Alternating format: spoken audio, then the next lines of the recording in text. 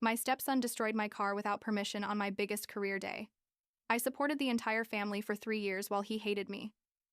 So I told them the whole truth and left them speechless. I'm 32 years old. I work as a project manager at a tech firm. And honestly, I need to tell this story because what happened a few months ago basically made me rethink everything I believed about love, loyalty, and how far we should put up with things for the people we supposedly love. I guess I should start at the beginning. When I met Marcus about 7 years ago, maybe. He had just lost his wife. Cancer or something like that. I don't remember exactly what type, but it was fast. Like 6 months from diagnosis to the end. And he was left widowed with a 13 or 14-year-old son, Dylan. And we met at a coffee shop. You know, one of those super normal stories where we literally bumped into each other because I was distracted with my phone and he was carrying 2 coffees in his hands. We laughed, cleaned up the mess together, and he invited me for another coffee as an apology even though it was technically my fault. He was handsome, like 38 years old at the time, nice, and there was something about him, I don't know, like a sadness he was trying to hide that made me want to get to know him better. The first few weeks were amazing. I mean, Marcus was attentive, funny when he wanted to be, and he seemed genuinely interested in me as a person, not just in having someone to fill the void his wife left. But then I met Dylan, and that's when things got complicated. The kid, well, teenager actually, hated me from the first moment. I'm not exaggerating. He literally saw me and left the room, or stayed there staring at me with a look of disgust that made me feel like I had personally killed his mother. Marcus always said, "Give him time, he's going through a lot.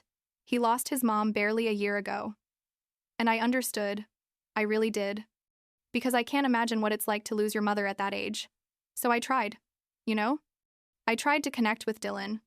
I asked him about school, about his friends. I bought him things I thought he'd like, video games and stuff like that, but nothing worked. He just ignored me or answered in monosyllables, and when Marcus wasn't around, he'd say things like, "You're never going to replace my mom," or, "I don't know what you're doing here." It hurt, but I kept trying because I loved Marcus, and I wanted this to work. We got married like 2 years after meeting, and by then Dylan was like 15 or 16 years old, and things between us hadn't improved at all, but they hadn't gotten worse either. Let's say we reached a point where we just tolerated each other and that was it. The wedding was small. Nothing fancy. Because Marcus was starting a business, something related to business consulting or corporate advisory. Honestly, I never really understood exactly what it was he did, but he was super excited and I supported him completely. I was making good money at the time. We weren't rich or anything, but we were comfortable. And I thought that with Marcus's business, things were only going to get better. Spoiler alert. They didn't get better. The business started going bad like a year after we got married. I don't know if it was bad management, bad luck, or simply that Marcus wasn't as good at it as he thought, but the thing is, he started losing money instead of making it. At first he told me it was temporary, that all businesses go through rough patches at the beginning, and I believed him because I wanted to believe him. You know what I mean? I didn't want to be that wife who doubts her husband and throws his failures in his face. But then 1 year turned into 2, and 2 into 3. And basically I ended up being the only one bringing money into the house. I paid the rent, the food, the utilities, everything. And not just that, when Dylan started college, I also ended up paying his tuition because Marcus didn't have a penny. We're talking about like $15,000 a year. And that's not counting books, his new laptop he needed, his phone that he dropped and broke like 3 times. The thing is, I didn't complain. I mean, yes, it frustrated me, obviously, because I was basically working to support 3 people when we were supposed to be a team. But I thought, this is my family. This is what you do for your family. Marcus always told me things were going to get better soon, that there was a big opportunity that was about to close, an important client that was going to change everything. But that client never came, or the deal fell through at the last moment. Like 3 full years went by like that. 3 years where I basically kept the whole family afloat, while Marcus kept trying to make that business work that clearly wasn't going anywhere. And Dylan? Well, Dylan had no idea about any of this. Marcus never told him I was paying for his college, his phone, his food, nothing. So Dylan kept seeing me as the intruder, who got into his life and ruined everything, when in reality I was the one making it possible for him to go to a decent university and not have to work while studying. But, since he didn't know, And since Marcus and I were arguing more and more about money, because obviously the situation was affecting me, Dylan started overhearing those arguments. The walls in the house we were renting were thin, you know. And once I heard him tell a friend on the phone that I was a gold digger, that I was only with his dad for money, I laughed when I heard it, like a bitter laugh because it was so ironic it hurt. But I didn't say anything. I just mentioned it to Marcus and he said he was going to talk to Dylan, but he never did. Or if he did, it didn't change anything because Dylan kept treating me just as badly or worse. Things reached their breaking point like 8 months ago. Around March of this year, I think. Or maybe February. I'm not sure. I had a super important meeting at work, one of those that can change your career, with a potential client who could bring millions in contracts for the company. I had been preparing for weeks, had my presentation ready, my suit ironed, everything. The meeting was at 9 inches the morning, and I was planning to leave the house at 7:30 to arrive with time and calm down a bit before going in. But when I came downstairs at 7:15 to grab a quick coffee before leaving, Marcus was in the kitchen with a face that immediately let me know something bad had happened. He said, "I need to tell you something, and you're not going to like it. Dylan had taken my car without permission. Can you believe it? He took it without permission at 5 inches the morning to go see a girl or something like that. I don't know exactly what he was doing because his explanations were confusing and he was clearly lying about something, but the point is, he crashed it. He crashed my car, the car I paid for with my money, the car I needed to get to the most important meeting of my career up to that point. I ran outside, and when I saw my car, I couldn't believe it. The front bumper was destroyed, the hood dented, the left headlight completely broken. Dylan was standing there like nothing happened, with his phone in his hand, and when he saw me, he said, "It was an accident. It's not that big a deal." Not that big a deal. I felt like my head was going to explode. I yelled at him, asked him what he was thinking, why he took my car without permission, and he just shrugged and said something like, "I just needed to get somewhere and your car was there." Like it was the most normal thing in the world, like my car was public property or something. I told him I had an important meeting, that I needed that car, and he looked at me and said, "Well, just take an Uber or something. I don't know." And something in me broke in that moment. I don't know how to explain it, but it was like all those years of putting up with his disrespect, his subtle insults, his attitude that I didn't matter, all of that exploded at once. I slapped him. I slapped him hard. And I know I shouldn't have. I know violence is never the answer and all that. But in that, the moment I couldn't control myself. And then I let it all out. Absolutely everything. I told him that I had been paying for everything in that house for 3 years, that his college, his phone, his food, his clothes. I paid for everything because his father didn't have a penny. I told him that while he called me a gold digger and treated me like trash, I was the one making it possible for him to have a comfortable life. I yelled at him that he was ungrateful, a spoiled brat who had no idea how the real world worked. Marcus tried to calm me down, put a hand on my shoulder, and I turned around and yelled at him too. I told him this was his fault, that by never telling his son the truth, he had turned me into the villain when I was the only one keeping this family afloat. Dylan went quiet. I think he had never seen me that furious, and Marcus didn't know what to say. I went upstairs to my room, well, our room, grabbed a suitcase and started throwing clothes in. Marcus kept telling me to calm down, that he was sorry, that he was going to fix everything, but I didn't want to hear any more empty promises. I called my brother, James, who lives like 40 minutes away, quickly explained the situation, and asked him to come get me. While I waited, I called work and canceled the meeting, said I had a family emergency, which technically was true. I lost that opportunity, lost that client, and to this day, I wonder how it would have changed my career if I had been able to go to that meeting. James arrived in like half an hour, helped me with my things, and we left. Marcus tried to stop me at the door, telling me not to leave, that we could talk about this. But I just said, "There's nothing to talk about. I've already made my decision." I stayed at a hotel the first 2 nights, one of those chain hotels that are clean but basic, like $80 a night. I couldn't stay with James because he has a family and a small apartment, and I didn't want to bother them with my drama either. I was there alone, staring at the ceiling, and that's when I really processed everything. 6 years of my life, 6 years where I gave everything. where I sacrificed myself financially and emotionally. Where? I tried to be a good wife and a good stepmother even though I never received even a gram of appreciation or respect for it. And for what? You know? So they could treat me like the bad guy. So they could call me a gold digger when I was the one paying for everything. So they could destroy my car and ruin an important work opportunity for me and not even show genuine remorse. And that second night at the hotel, I called a lawyer, Patricia Chen, someone a work friend had recommended. I told her the whole situation and told her I wanted to divorce. She asked me if I was sure, if I had considered couples therapy, and I told her yes. I was completely sure. There was no going back after this. Marcus started sending me messages like on the third day. Tons of messages like, I'm so sorry. I made a mistake. Please come home. I love you. Blah, blah, blah. Dylan also sent me a long message, like 3 paragraphs, telling me he didn't know I had been paying for everything, that he was sorry, that he had been an idiot. But it was so obvious it wasn't genuine. I mean, I could read between the lines that Marcus had told him what to write because they needed me to come back to keep paying the bills. And they were right to worry, because without my money, they weren't going to be able to pay even next month's rent. But that wasn't my problem anymore.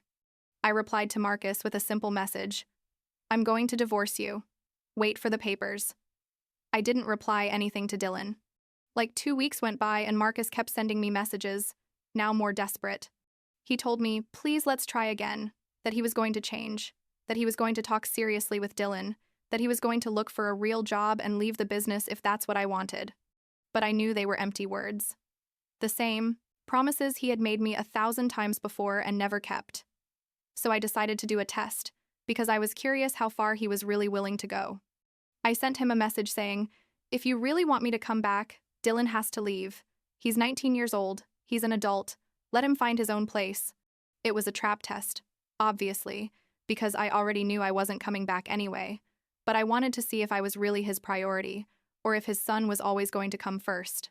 It took him like an hour to respond, and when he did, he started with, it's just not that easy. Dylan doesn't have a job.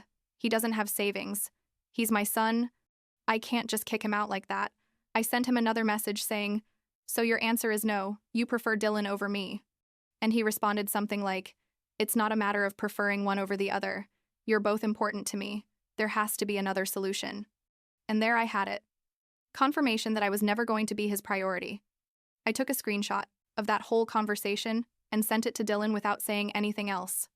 I wanted him to know that his father, the same one who supposedly loved him so much and defended him from me, was willing to kick him out on the street if it meant I would come back to pay the bills. Dylan responded like 10 minutes later. He was furious but also devastated. He wrote me something like, you're a horrible person. You're trying to destroy my relationship with my dad. And I replied, I'm not destroying anything. I just showed him the truth. Your dad made his decision. According to what I found out later from James, who still talked occasionally with Marcus, Dylan left the house like 2 days after that. He went to live with a friend or something. I'm not sure of the details because honestly I didn't care that much. Marcus sent me messages accusing me of manipulating the situation, of having caused a fight between him and his son, and I told him, I didn't cause anything. I just showed him who you really are. I blocked his number after that because I didn't want to know anything more about him. The divorce papers arrived like a month after I left. Patricia, my lawyer, was really good, super professional and straightforward. She explained to me that since we had been married for less than 7 years and didn't have children together, the process could be relatively simple, but that Marcus was probably going to fight for money, especially because I had been the one supporting the household. And sure enough, when he got the papers, his lawyer, who was surely working for free or very little because Marcus had no money, responded asking for a ridiculous amount, like that I give him half of my savings and pay him a kind of alimony for 2 years, while he re-established himself professionally. Patricia almost laughed when she saw that. She told me, he owes you more money than you owe him. We're going to countersue for everything you paid during the marriage. And that's what we did. We calculated everything. The rent I paid, the food, the utilities, Dylan's tuition, everything. It added up to like $90,000 in 3 years. Maybe a bit more. Obviously, I didn't expect to recover all of that, but I wanted it to be clear in the legal documents who had been supporting whom. The first mediation session was a disaster. Marcus arrived with his lawyer, a young guy who clearly didn't have much experience. And Marcus looked terrible. Like, he had lost weight, had dark circles under his eyes. You could tell he wasn't sleeping well. Part of me felt sorry, but I reminded myself why we were there. His lawyer tried to argue that Marcus had contributed in other ways to the marriage, that he had been the emotional support, that he had tried to make his business work. All abstract things that meant nothing legally. Patricia destroyed them, literally pulled out all the receipts, all the bank statements, everything. She proved that I had paid 95% of all household expenses for 3 years. The mediator, an older man who you could tell had seen everything, asked Marcus directly, "Is it true that your wife paid for your son's college tuition?" And Marcus went quiet and just nodded. The mediator then said something like, "And your son knew this?" And Marcus said no. The mediator shook his head, like, disappointed, and said, "Let's take a recess." After like 3 mediation sessions and a bunch of back and forth between lawyers, we reached an agreement. Marcus wasn't going to ask me for anything, and I was going to recover $40,000 of what I had spent, payable in monthly installments over 5 years. It wasn't all I had put in, not even close, but Patricia told me it was a good deal considering Marcus had no assets in his name and getting more out of him was going to be practically impossible. The divorce was finalized like 7 months after I left the house, like in October or November of last year. When I signed the final papers, I felt enormous relief, like they had taken a weight off me that I didn't even know I was carrying. I picked up my stuff that was left at the house, the things I hadn't taken when I left that first time, with James and my friend Karen. Marcus wasn't there, which was better because I don't think I could have seen him without telling him some more truths. But then something happened that I didn't expect. Marcus started posting things on social media, on Facebook mainly because he's from that generation that still uses Facebook for everything. He posted like 3 or 4 long posts telling his version of the story, playing the total victim. He said things like, I had abandoned him when he needed me most, that I had manipulated the situation to push Dylan away from him, that I only cared about money. And he never mentioned that I had paid for everything for 3 years, never mentioned that Dylan destroyed my car, never mentioned any of his responsibility in all this. And people believed him. I mean, mutual friends we had started sending me messages, accusing me of being a bad person, of being a gold digger, exactly what Dylan used to call me. A friend, someone I considered close, sent me a message saying, I can't believe you did this to Marcus. He always spoke so well of you. I explained my side of the story, even sent her proof, but she said she didn't want to get involved in the drama and it was better if we didn't talk anymore. I lost like 5 or 6 friends like that, people who decided to believe Marcus without even asking for my version first. At first, it affected me a lot. I spent my time checking Marcus's posts and reading people's comments, supporting him and calling me everything. But after a couple of weeks, I decided enough was enough. I blocked Marcus on all social media, blocked all the people who had decided to take his side, and basically did a complete cleanup. Patricia told me I could sue him for defamation if he kept posting things about me, but I told her no, that I had already spent enough energy and money on him, that I just wanted to move forward with my life. I moved to a new apartment, a small 1-bedroom, but it's completely mine, paid for with my money, with no one to take my things or destroy them or make me feel bad for having them. I adopted a cat, an orange one named Oliver, and I started going to therapy because clearly I needed to process all this in a healthy way. I got the car fixed at a shop a friend recommended. The owner's name is Mike. Super nice guy, gave me a good price, and it was like new. Well, almost like new. It still has a small dent they couldn't get out completely, but it doesn't even bother me anymore. Like, now I see it as a reminder of everything I went through and overcame. At work, things improved eventually. Yes, I lost that big opportunity because of the car incident, but like 3 months later, another similar one appeared, and this time I was able to take advantage of it. I closed the deal, brought in the client, and my boss was so impressed they gave me a 15% raise and were talking about a possible promotion for next year. I started going out more with friends, the good ones, the ones who stayed and supported me through all this. I realized I had been so focused on keeping Marcus and Dylan afloat that I had completely neglected my social life, my hobbies, everything that made me happy. I picked up things I used to do before getting married, like, I started going to the gym again. I joined a book club. I started traveling. Small things like going to the beach on weekends or visiting nearby cities. And the first time I spent money on myself without feeling guilty was like 2 months after the divorce. I bought myself an expensive dress, like $300, something I would never have allowed myself before because I always thought that money could be used to pay rent or food or whatever. But that time I said, you know what? I deserve it. And I bought it. And I didn't feel even a little bit guilty. Like a month ago, I ran into Dylan by chance at a mall. It was super awkward. We saw each other from far away, and we both hesitated whether to approach or not. Finally, he came toward me. He looked different, like more mature maybe, and he said, "Can I talk to you for a moment?" We went to sit on a bench outside the mall, and he told me he wanted to apologize, that he had misunderstood everything, that his dad had lied to him about many things. He told me that after leaving the house, he had to get a job, and now he understood how hard it was to support himself, and that he couldn't imagine supporting 2 more people at the same time. I said, I appreciate the apology. I really do. But the damage is already done. We can't go back and change what happened. He nodded and asked me if we could ever be friends, or at least be on good terms. I told him honestly, I didn't know, that I needed more time, but that I wished him the best. We said goodbye and each went our own way. I haven't heard from Marcus directly, but James tells me things from time to time because apparently he and Marcus still talk occasionally. According to what I found out, Marcus finally closed his business like 4 months ago and got a normal job at a company. Something in sales, I think. He's living in a small apartment, smaller than mine probably, and he's paying the installments from the divorce agreement, although sometimes he's late. Patricia says if he's late more than 2 consecutive months, we can take legal action, but so far he's paid. Late, but he's paid. And I'm fine. I really am fine. There are difficult days where I wonder if I did the right thing, if maybe I should have been more patient, if maybe I should have tried more. But then I remember how I felt in that marriage. Constantly stressed about money, constantly trying to keep the peace, constantly feeling like I wasn't enough no matter how much I gave. And I remember that I deserve more than that I deserve a partner who sees me as an equal, who respects me, who contributes. I'm planning a trip to Greece for next summer, something I always wanted to do but never could because the money always went to other things. I'm going to go alone.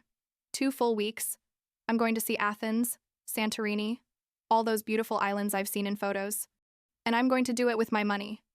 Money I earned, without having to justify to anyone why I'm spending it on myself. That's freedom, you know? Being able to make decisions about your own life without having to carry the responsibilities of other people who don't even appreciate you. Sometimes I feel selfish for thinking like that, but my therapist says it's not selfishness, it's self-love. And I guess she's right. I don't know what will happen with Marcus or Dylan in the long run. If Dylan really changed or if he was just being nice that day at the mall. If Marcus is ever going to accept his responsibility in all this, or if he'll always see me as the villain of his story. But honestly, I don't care as much as I used to. What matters is that I'm building a life that makes me happy, surrounded by people who value me, doing things I enjoy, and that's enough.